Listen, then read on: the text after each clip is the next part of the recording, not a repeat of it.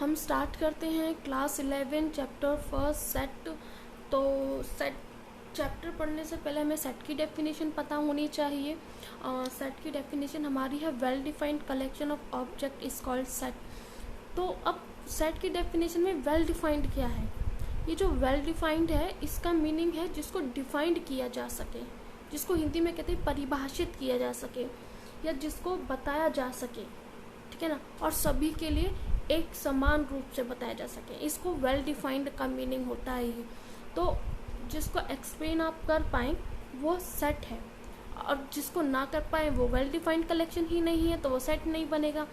तो जैसे मैं आपको ये बोलूँ कि इंग्लिश अल्फ़ाबेट में जो वॉवल्स होते हैं उनको आप डिफाइन करें तो क्या वो सेट है या नहीं।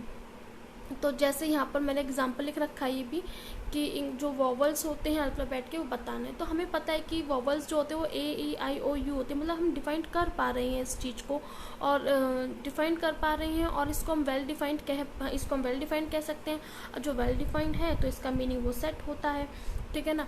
तो यहाँ से ये वाला जो सेट बना है हमारा वॉवल्स का, ये हमारा सेट है क्योंकि वेल डिफाइंड कलेक्शन जा रहा है। अब सबसे पहली बात कि हमने वेल डिफाइंड का मीनिंग तो जान लिया। अब ये सिंबल ऑफ सेट, ये सिंबल ऑफ सेट, अभी जो सिंबल ऑफ सेट है ना इसकी नोटेशन होती है ये, हम इसको इससे रिप्रेजेंट करते हैं साइन से, ठीक है ना। अब कुछ इंपॉर्टेंट पॉइंट्स हैं हमारे। तो इम्पॉर्टेंट पॉइंट में पहला पॉइंट हमारा है कि जो सेट होता है उसको हम कैपिटल लेटर से डिनोट करते हैं, ठीक है ना। सेट को हम कैपिटल लेटर से डिनोट करते हैं। सेकंड पॉइंट है जो सेट के जो ऑब्जेक्ट्स होते हैं elements and members of a set are synonyms terms.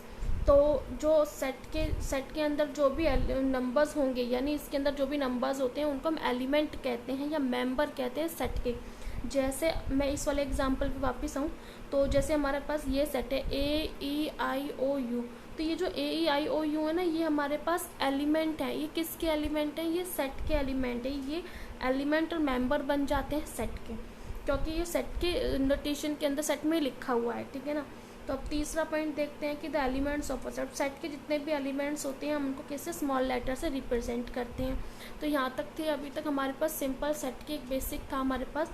तो जो हमने यहाँ पर क्या पढ़ा, सेट की डेफिनेशन पढ़ी, कुछ इंपॉर्टेंट पॉइंट्स पढ़े, और हमने यहाँ पर ये वाला एग्जांपल हमने डिस्कस किया कि जो वेल डिफाइंड कलेक्शन होते हैं वो सेट होता है, तो ये वेल डिफाइंड है। अब बोला जाए कि the collection of all boys in your class, आपकी क्लास में जितने भी बॉयज़ हैं क्या आप उनको डिफाइंड कर पा रहे हैं? तो यस, हम उनको बता सकते हैं हमारे क्लास में कितने बॉयज़ हैं, क्या क्या नेम है उनके, हम इन सब चीज़ों के बारे में बता सकते हैं। तो यानी एक वेल डिफाइंड है, तो हम कह सकते हैं इट इज़ अ सेट। तो नेक्स्ट क्वेश्चन हमारा ये आ जाता है, the collection of all month of a year beginning with letter J, जनवरी, जून और जुलाई।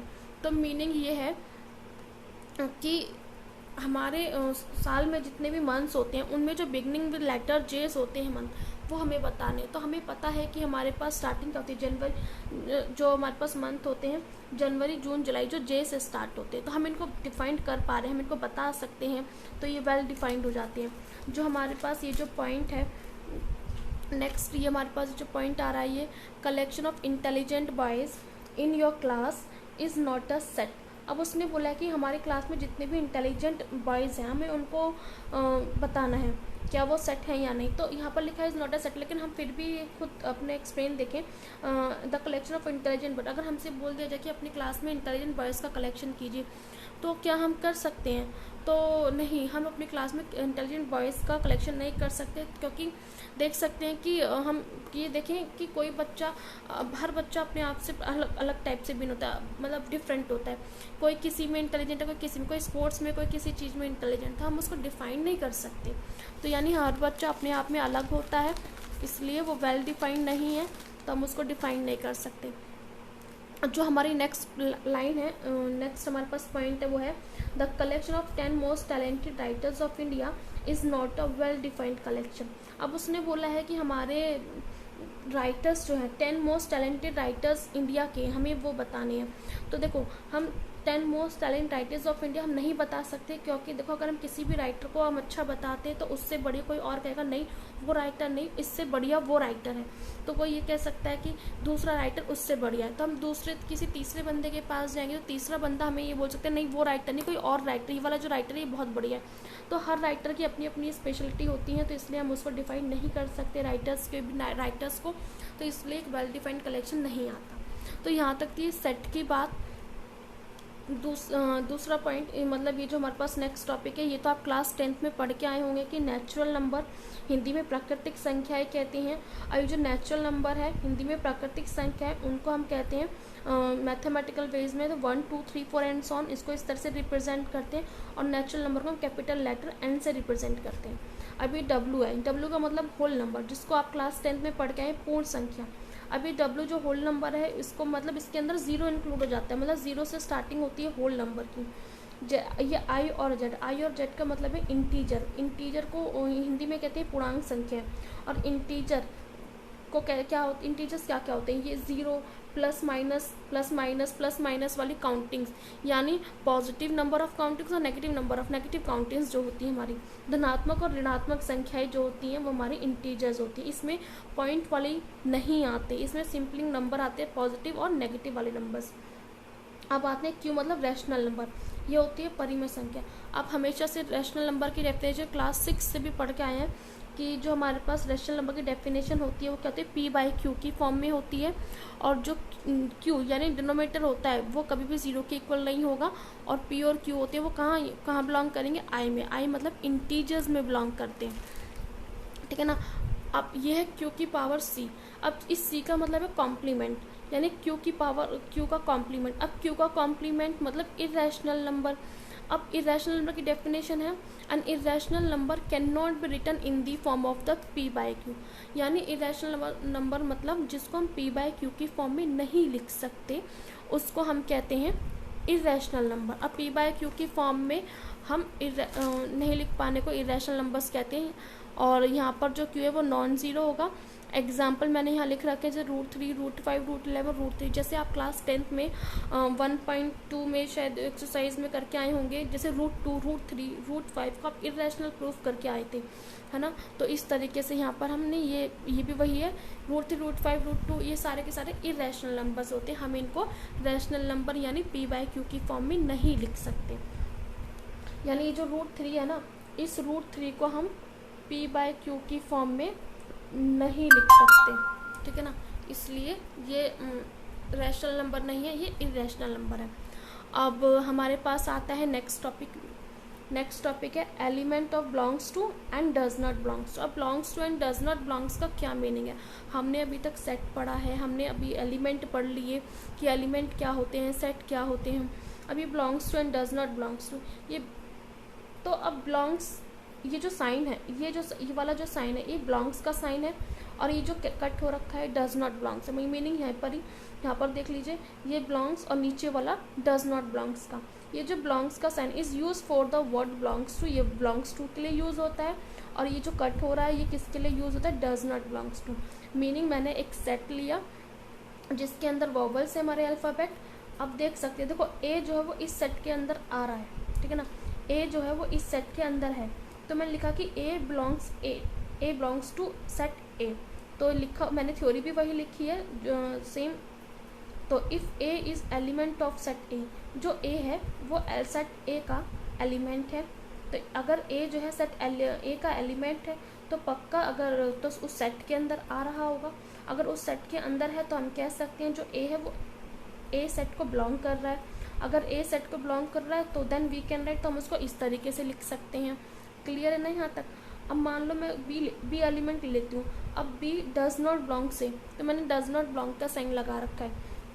अब बी जो है वो does not belongs to A है, तो हम लिख सकते हैं B is not the element of set A. B जो वो ए सेट का एलिमेंट नहीं है, ठीक है ना। B is not the element of A, ठीक है ना, सेट ए। तो then we can set B is not belongs to, तो हम कह सकते हैं कि बी जो है इस सेट को बिलोंग नहीं कर रहा। तो and then we can write B does not belongs to A. Meaning अगर कोई एलिमेंट उस सेट में आ रहा है तो आप कहोगे बिलोंग्स टू, और नहीं आ तो डज नॉट बिलोंग्स टू, तो उसको इस तरीके से कैंसिल कर दोगे। जैसे हमारे पास जो ये नेक्स्ट क्वेश्चन है, मैंने एक क्वेश्चन लिखा है इस पर। अब मेरे पास एक सेट है जिसमें 1 2 3 4 5 6 का सेट है, ठीक है ना।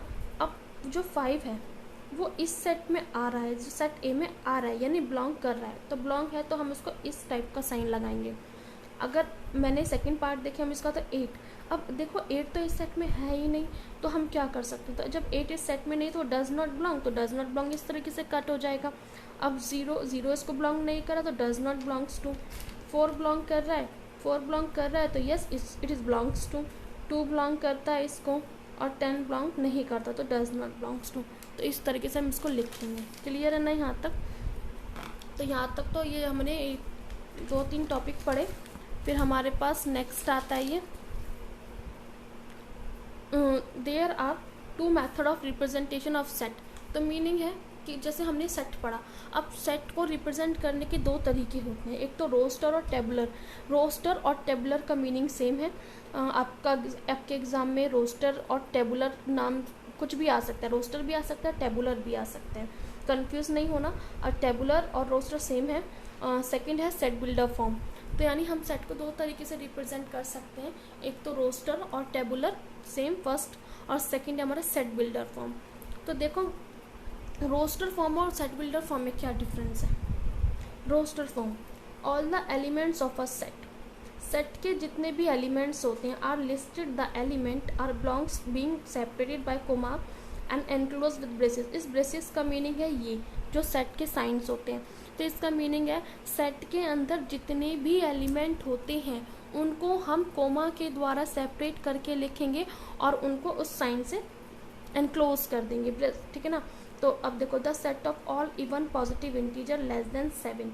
अब उसने यहाँ पर बोला है कि एक ऐसा सेट जिसके अंदर इवन पॉजिटिव इंटीजर हैं और किससे छोटे हैं, 7 से छोटे। तो हमें सिर्फ इतनी दे दी जाए और ये हाइड कर दिया जाए, ये वाला पोर्शन हमारा हाइड कर दिया जाए, आगे से 7 से ये आगे वाला पोर्शन हाइड कर दिया जाए और बोला जाए कि set of all even positive integer less than 7। तो 7 से छोटे जितने भी इवन पॉजिटिव इंटीजर वो बताने हैं। तो क्या क्या होते हैं 2 4 6। तो देखो हमने 2 4 6 को कोमा के द्वारा सेपरेट कर दिया, एनक्लोज कर दिया। तो ये हमारी रोस्टर फॉर्म है, यानी मैथ वे में लिखना रोस्टर फॉर्म है, ठीक है। अब नेक्स्ट जैसे हमारे पास यार है the set of vowels in the English alphabet. English alphabet के वॉवल्स हमें लिखने हैं। तो क्या क्या होते हैं A, E, I, O, U। तो देख सकते हो इन 5 वॉवल्स को हमने कोमा के द्वारा सेपरेट किया और हमने ये एनक्लोज करके लिखा हुआ है। क्लियर? तो ये जो क्वेश्चन है हमारा, इस क्वेश्चन को स्टार्ट करते हैं हम। क्वेश्चन में वही है जैसे हमने अभी रोस्टर फॉर्म मैंने अभी डिस्कस किया। क्वेश्चन हमारा है फर्स्ट पार्ट की ए सेट, इस सेट में वो एलिमेंट आएंगे। इसका मीनिंग है वो एलिमेंट आएंगे, और इस डॉट का मीनिंग है सच डैट।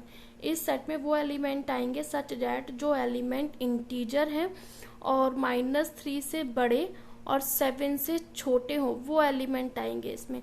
तो देख सकते हो -3 से बड़े और 7 से छोटे कौन कौन से इंटीजर्स होते हैं, -2 -1 0 1 2 3 4 5 6, ये सारे नंबर्स होते हैं। अब सेट बी है, सेट बी में वो एलिमेंट आ रहे हैं जो एलिमेंट नेचुरल हैं लेकिन such that natural number less than 6। अब नेचुरल नंबर लेस देन 6 कौन से होते हैं, तो 1 2 3 4 5। तो ये जो होते हैं हमारे नेचुरल नंबर लेस देन 6 है, ये हमारे पास सेट बी आ जाएगा इन दी रोस्टर फॉर्म।